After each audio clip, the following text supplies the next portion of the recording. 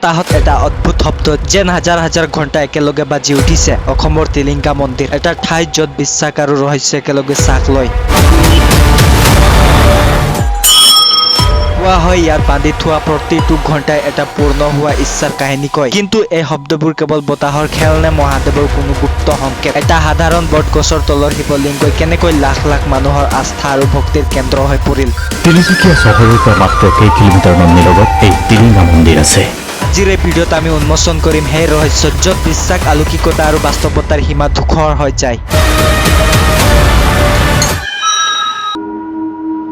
1965 চনৰ এটা সাধাৰণ দিন তিনচুকীয়াৰ ওচৰৰ বৰডুবিৰ চাহ বাগিচাত কাম কৰা শ্ৰমিকসকলে এটা অদ্ভুত দৃশ্য দেখিলে এটা বিশাল বটগছৰ তলত মাটিৰ পৰা এটা কলা শিলৰ টুকুৰা ওলাই আহিছিল সেই শিলটো আছিল শিৱলিংগৰ আকৃতি প্ৰথমতে কোনেও বিশ্বাস নকৰিলে কিন্তু যিমানে সেই ঠাইখনৰ ওচৰলৈ গ'ল সিমানে এটা নজনা শক্তিৰ অনুভৱ হ'ল বতাহত এটা মৃত্যু ঘণ্টাৰ শব্দ যেন শুনা গ'ল যদিও কোনো ঘণ্টা নাছিল শ্ৰমিকসকলে চাহ বাগিচাৰ মেনেজাৰক খবৰ দিলে তেওঁলোকে লিংগটো উলিয়াই পূজা আৰম্ভ কৰিলে খবৰটো চাৰিওফালে বিয়পি পৰিল মানুহে ক'বলৈ ধৰিলে বটগছৰ তলত মহাদেৱ নিজে বাস কৰিছে সেই সময়ত বৰডুবি এটা সাধাৰণ ঠাই আছিল কিন্তু এই ঘটনাৰ পিছত সকলো সলনি হৈ গ'ল বটগছক হিন্দু শাস্ত্ৰত কল্প বৃক্ষ বুলি কোৱা হয় ইচ্ছা পূৰণ কৰা গছ আৰু এই টিলিঙা মন্দিৰত সেই বটগছৰ তলতে শিৱলিংগ ওলাই আহিছিল প্ৰথমতে মানুহে কেৱল দৰ্শন কৰিবলৈ আহিছিল কিন্তু কিছুদিনৰ পিছত এজন ব্যক্তিৰ কাহিনী শুনি সকলো আচৰিত হৈ পৰিল তেওঁৰ দীৰ্ঘদিনীয়া ৰোগ আছিল চিকিৎসকসকলে হাৰ মানিছিল তেওঁ মন্দিৰলৈ আহি প্ৰাৰ্থনা কৰিলে আৰু এটা সৰু ঘণ্টা বান্ধিলে কেইসপ্তাহমানৰ পিছত তেওঁ সম্পূৰ্ণ সুস্থ হৈ উঠিল খবৰটো দাবানলৰ দৰে বিয়পি পৰিল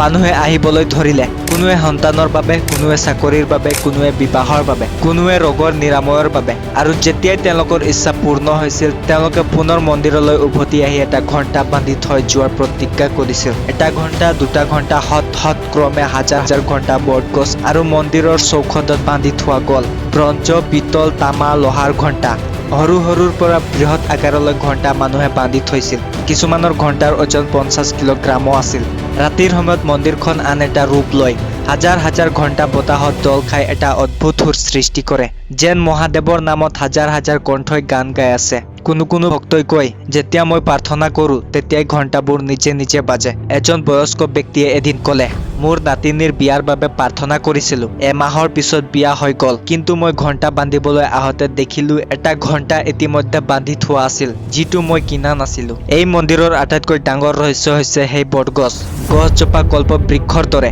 কিন্তু হাজাৰ হাজাৰ ঘণ্টাৰ বোজা বঢ়াৰ লগে লগে গছজোপাৰো স্বাস্থ্য বেয়া হৈ আহিল ডালবোৰ ভাঙিবলৈ ধৰিলে মানুহে চিন্তাত পৰিল পৰিৱেশবাদীসকলে হস্তক্ষেপ কৰিলে এতিয়া ঘণ্টা বান্ধিবলৈ নতুন নিয়ম কৰা হৈছে কিন্তু পুৰণি ভক্তসকলে কয় গছজোপাই সকলোৰে ইচ্ছা বহন কৰি আছে ই কেতিয়াও মৰিব নোৱাৰে এটা আচৰিত কাহিনী আছে এজন মহিলাৰ তেওঁৰ স্বামী দুৰ্ঘটনাত আঘাতপ্ৰাপ্ত হৈ কমাত আছিল ডাক্তৰে কৈছিল আশা কম তেওঁ টিলিঙা মন্দিৰলৈ আহিল ৰাতিৰ আন্ধাৰত বটগছৰ তলত বহি কান্দিলে মহাদেৱ মোক এবাৰ সহায় কৰক হঠাতে এটা ঠাণ্ডা বতাহ ববলৈ ধৰিলে আৰু ঘণ্টাবোৰ একেলগে বাজি উঠিল পিছদিনা তেওঁৰ স্বামী সচেতন হৈ উঠিল তেওঁলোকে দুটা ডাঙৰ ঘণ্টা বান্ধি থৈ গ'ল কিন্তু সকলো কাহিনী সুখৰ নহয় কিছুমান ভক্তই কৈ ইচ্ছা পূৰ্ণ কৰে কিন্তু সঠিক সময়ত এজন যুৱকে ধনৰ বাবে প্ৰাৰ্থনা কৰিছিল কেইদিনমানৰ পিছত তেওঁৰ চৰকাৰী চাকৰি হ'ল কিন্তু তাৰ পিছত তেওঁৰ পৰিয়ালত এটা অঘটন ঘটিল তেওঁ উপলব্ধি কৰিলে যে মহাদেৱে সকলোকে শিক্ষা দিয়ে ইচ্ছা পূৰ্ণ কৰে কিন্তু লগতে জীৱনৰ সত্যও দেখুৱায় মন্দিৰৰ তিনিটা ঘণ্টা গম্বুজ আকৃতিৰ আছে দূৰৰ পৰা দেখিলে যেন এটা ডাঙৰ ঘণ্টা ভিতৰত শিৱলিংগ শান্ত হৈ বহি আছে চাৰিপাশে ঘণ্টাৰ শব্দ কোনোবাই কয় প্ৰতিটো ঘণ্টাত এটা আত্মা আছে এটা পূৰ্ণ হোৱা ইচ্ছা কিছুমান ৰাতি মন্দিৰৰ চৌখদত অদ্ভুত পোহৰ দেখা যায় কোনোবাই কয় সেইবোৰ হৈছে পূৰ্বৰ ভক্তসকলৰ আত্মা যিসকলে ঘণ্টা বান্ধি থৈ গৈছে এটা সময়ত মন্দিৰখন লিমকা বুক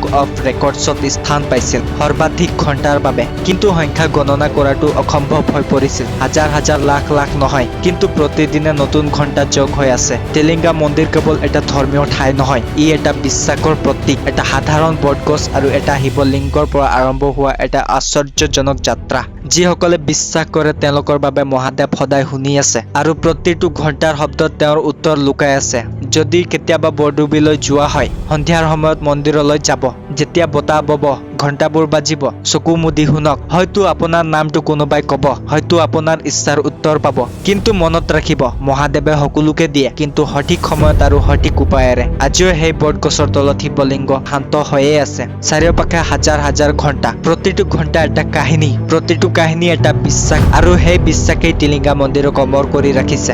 ধন্যবাদ